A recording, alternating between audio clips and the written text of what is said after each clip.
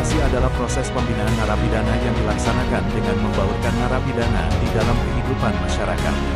Tujuan dari pelaksanaan asimilasi adalah agar narapidana dapat menyesuaikan diri secara sehat terhadap masyarakat setelah menjalani masa pidananya sehingga narapidana dapat berinteraksi dengan baik dengan masyarakat. Direktur Jenderal melakukan verifikasi terhadap usul pemberian asimilasi paling lama 15 hari terhitung sejak tanggal usul pemberian asimilasi diterima dari Kepala Lapas Rutan. Mohon izin menyampaikan, jadi tugas pokok fungsi Bapas adalah melakukan penelitian kemasyarakatan, melakukan pembimbingan, pengawasan, dan pembinaan untuk klien pemasyarakatan. Nah, tugas pokok tersebut, jadi ada hak warga binaan yang akan melaksanakan integrasi cuti bersyarat, pembebasan bersyarat, ataupun asimilasi, ataupun cuti menjelang bebas. Itu harus mengajukan dari pihak lapas pengajuan terlebih dahulu terkait usul integrasinya tersebut. Dari pengusulan integrasinya tersebut, kita melakukan penelitian kemasyarakatan, baik ke warga binaan ataupun ke penjamin. Mereka layak untuk diberikan integrasi atau tidak.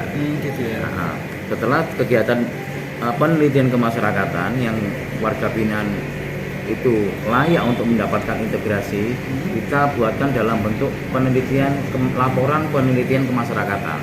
Jadi laporan penelitian kemasyarakatan itu syarat administrasi bagi lapas untuk mengajukan yang bersangkutan layak mendapatkan cuti bersyarat, pembebasan bersyarat atau asimilasi.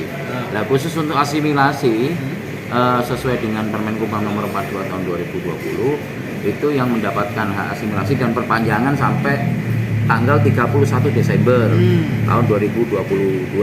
Jadi 2/3-nya yang masih di bawah 31 Desember tahun 2022 itu berhak mendapatkan asimilasi dengan berbagai syarat dan pidana yang bisa mendapatkan asimilasi, karena beberapa pidana ada yang tidak bisa mendapatkan asimilasi. Di antaranya, Pak? Terorisme mungkin tidak bisa mendapatkan asimilasi, terus korupsi tidak bisa mendapatkan asimilasi, illegal fishing, illegal logging yang merupakan pelaku utama tidak bisa mendapatkan asimilasi. Selain itu bisa, Pak? Terus selain itu yang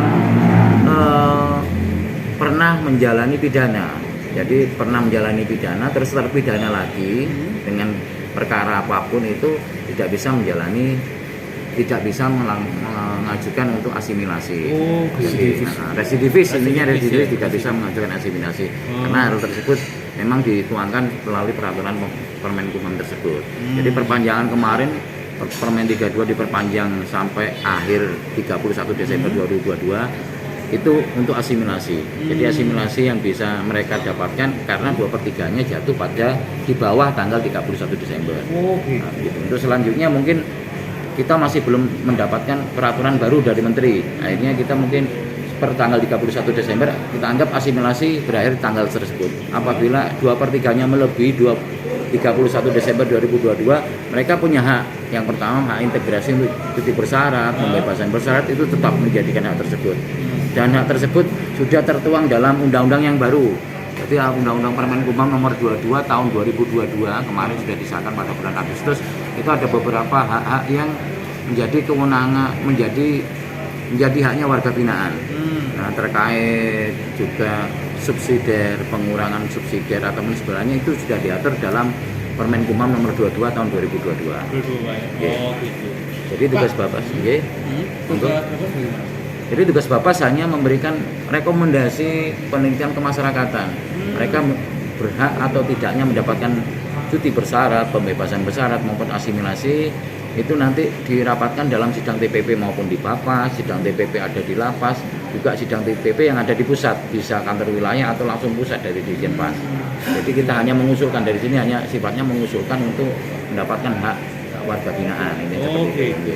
Kalau memang sudah disetujui dari Bapas, kita lampirkan administrasinya dalam bentuk penelitian kemasyarakatan, nanti lapas mengusulkan penelitian kemasyarakatan dan yang lain-lainnya ke pihak pusat. Pusat nanti dari sidang TPP, yang bersangkutan berhak atau tidak mendapatkan hak integrasinya. Itu nanti kita tinggal tunggu surat keputusan dari Dirjen Pemasyarakatan terkait haknya mereka untuk mendapatkan integrasi. Sudah berapa banyak Pak warga binaan yang telah yang rapat pengajuan ke Bapas ini? Kalau dari 2022 itu kita ada sekitar 1.600 pengajuan untuk litmas integrasi baik DB, PB ataupun asimilasi. Oh gitu Pak. Nah, Yang sudah dan menjadi klien di sini sekitar 1.800-an berapa gitu. luar biasa ya. Oke. Kita mempunyai dari 5 wilayah, bukan satu wilayah. Dari 5 wilayah dari Jember, Bondowoso, Situbondo, Banyuwangi dan Lumajang. Oh, Itu sekitar 5 daerah ya? 5 daerah wilayah tersebut kita ada 1.800 sekian lah. 800 Dari sekian. pengajuan permohonan dari lapas itu Pak ya, apakah realisasi semua atau bagaimana Pak? Bagaimana? Sudah realisasi semua apa baruan Pak?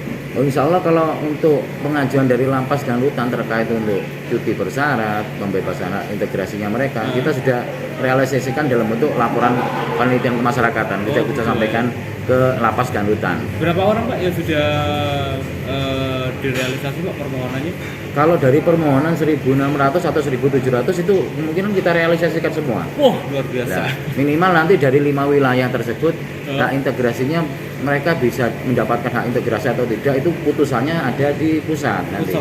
Kita merekomendasikan aja yang bersangkutan boleh mendapatkan hak integrasi untuk cuti bersyarat, PB, JB maupun asimilasi, nanti pusat yang menentukan. Oh gitu Pak. Jadi yang sudah di ACC oleh pusat Pak ya dari asimilasi Pak ya. Nggih. Itu semuanya 1.700 lebih Pak ya. Nggih, kurang lebih 1.700 itu. Dari 5 wilayah Pak. Nggih, dari 5 wilayah. Jadi jumlah klien kita per hari ini sekitar 1.810-an. Luar biasa. Itu dari 5 wilayah. Itu klien itu terbagi dalam integrasi cuti bersyarat, integrasi pembebasan bersyarat, dan integrasi untuk asimilasi.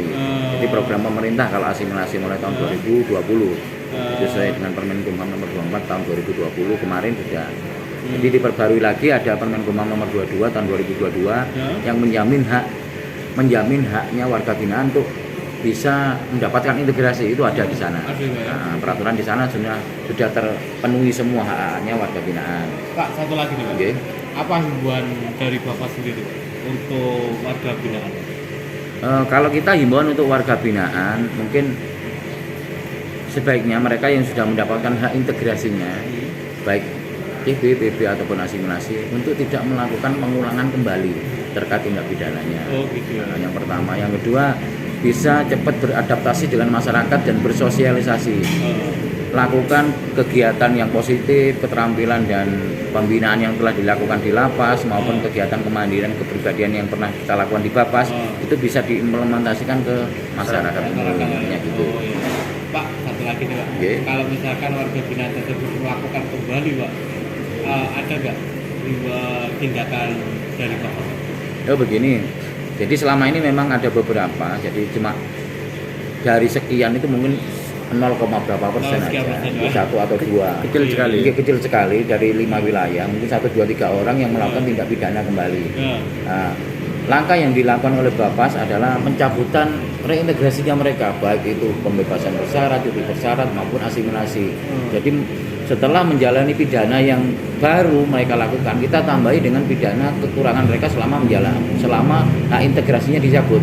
Oh misalkan kurang 1 tahun dia harusnya hak integrasinya di luar wajib lapor ke sini, kita cabut kembali. Jadi menjalani pidana selama 1 tahun kembali dengan pidana yang baru. Jadi pidana yang baru misalkan hanya 1 tahun berarti tambah 1 tahun. 2 tahun Pak. Nah, jadi haknya mereka untuk integrasi itu kita cabut dengan bukti pencabutan dari Bapas maupun dari lapas pengajuan pencabutan hak integrasinya, kita membuatkan bukti pencabutan dengan berita acara pencabutan. Itu kita sampaikan nanti di aplikasi pemerintah, di aplikasi Kemenkumham itu ada. Nanti diterbitkan hak pencabutan mereka untuk menjalani sisa hak integrasinya yang dijalankan di luar. Oke.